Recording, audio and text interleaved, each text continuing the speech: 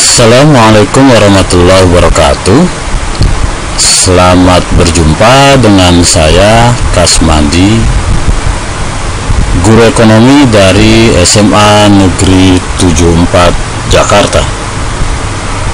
Kali ini kita akan belajar tentang sistem pembayaran tunai dan non-tunai. Sistem dan alat pembayaran tunai dan non-tunai adalah sebuah sistem pembayaran yang berkaitan dengan pemindahan sejumlah nilai uang dari satu pihak ke pihak lain.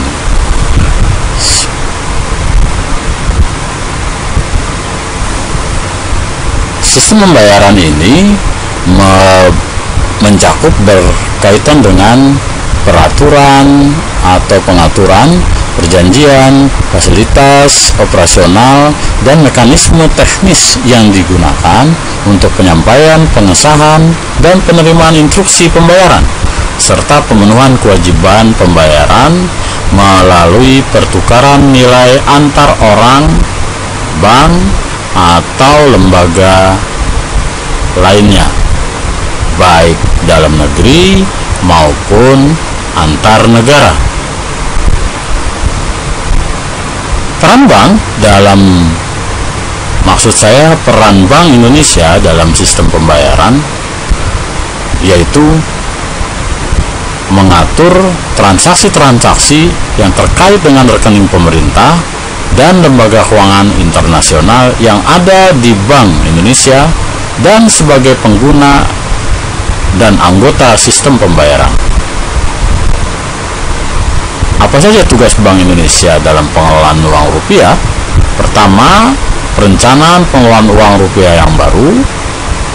Kedua, desain dan spesifikasi uang, penerbitan ketentuan dan pencabutan serta penarikan uang yang beredar. Selanjutnya,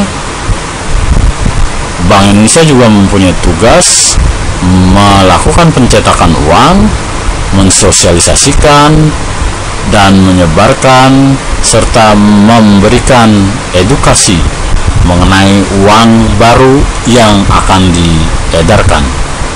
Terakhir, Bank Indonesia mempunyai tugas memusnahkan uang yang dianggap sudah tidak berlaku lagi. Di samping itu, sebagai masyarakat awam, kita juga harus mengetahui apa saja unsur pengaman uang, terutama uang rupiah. Seperti yang pernah kita lihat di iklan layanan di televisi, untuk mengetahui apakah uang itu palsu atau tidak, bisa dilihat, diraba, atau diterawang. Kedua, kita bisa melakukan atau memeriksa uang itu palsu atau tidak dengan teknik cetak. Yang pertama, cetak intaglio. Nanti kita akan lihat di gambarnya.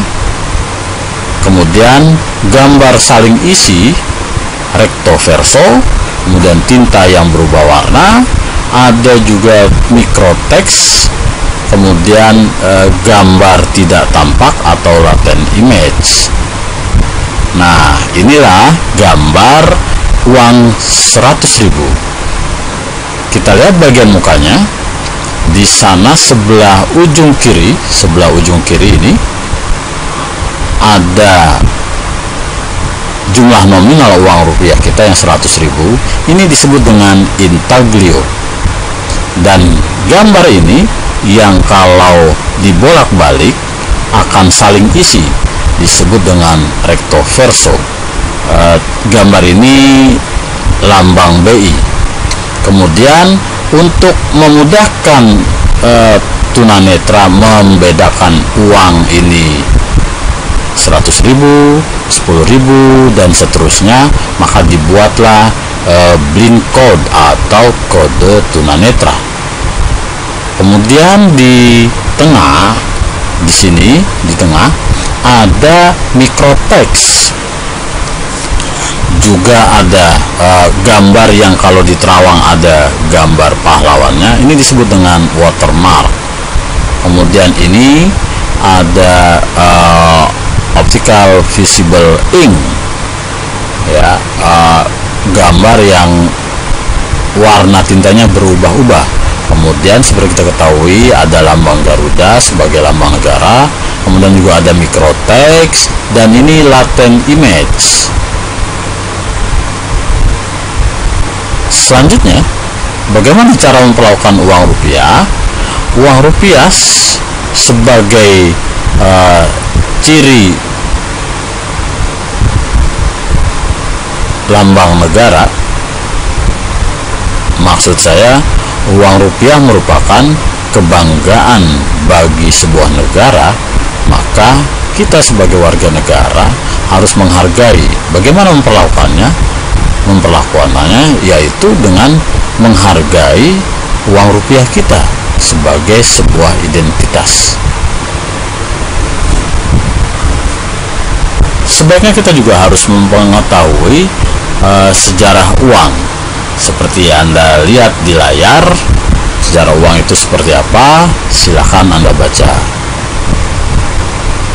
Uang menurut para ahli adalah alat tukar menurut Essio Figo. Kemudian uang menurut saya adalah sebuah benda yang diterima secara umum dan dapat dipergunakan sebagai alat tukar atau alat pembayaran dalam berbagai transaksi. Menurut Robertson, money is something accepted in payment for goods. Artinya, uang adalah sesuatu yang bisa diterima sebagai pembayaran pembelian kebutuhan atau barang. Masih banyak lagi. Apa syarat uang?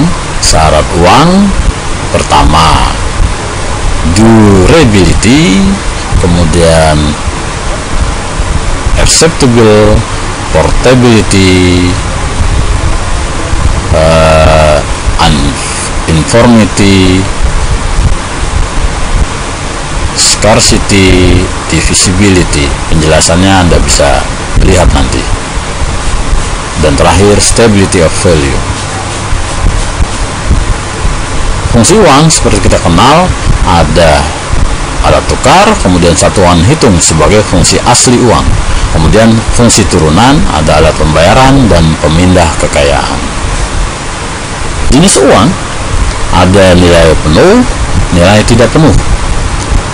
Kemudian berdasarkan negara yang mengeluarkan, ada uang dalam negeri, uang luar negeri.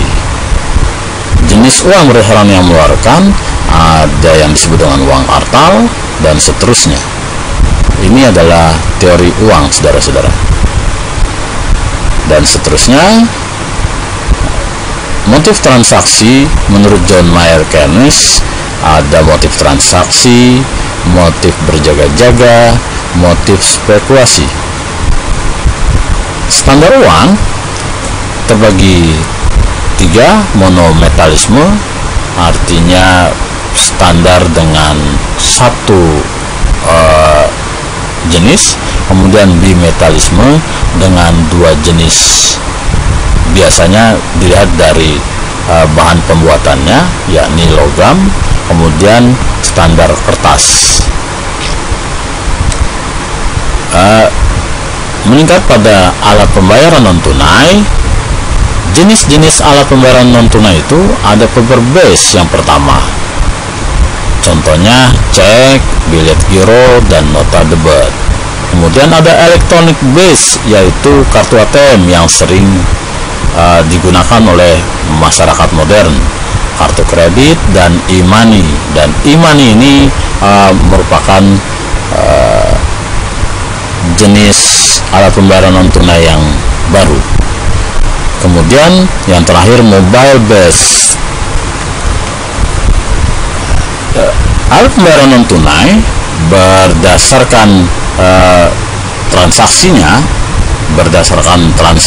terbagi atas Bank Indonesia Real Time Gross Settlement atau lebih dikenal dengan RTGS.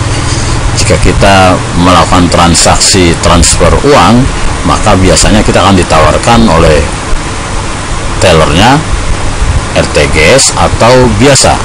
Kalau RTGS artinya lebih cepat sampai, kalau biasa biasanya lebih dari 1 hari sampainya. Kemudian yang kedua, sistem clearing nasional Bank Indonesia yang diatur oleh Bank Indonesia secara langsung. Dan seterusnya kita akan belajar tentang permintaan uang. Permintaan uang adalah jumlah unit moneter yang ingin dimiliki sebagai harta tunai. Apa saja yang mempengaruhinya? Mempengaruhinya adalah kebutuhan bertransaksi, kebutuhan berjaga-jaga, dan kebutuhan berspekulasi. Sedangkan penawaran jumlah uang yang tersedia dalam perekonomian sebuah masyarakat atau suatu masyarakat. Banyak yang mempengaruhinya, antara lain tingkat bunga, tingkat inflasi, kondisi perbankan, nilai tukar rupiah, populasi, geografis, iptek, struktur ekonomi, globalisasi, tingkat produksi, dan pendapatan masyarakat.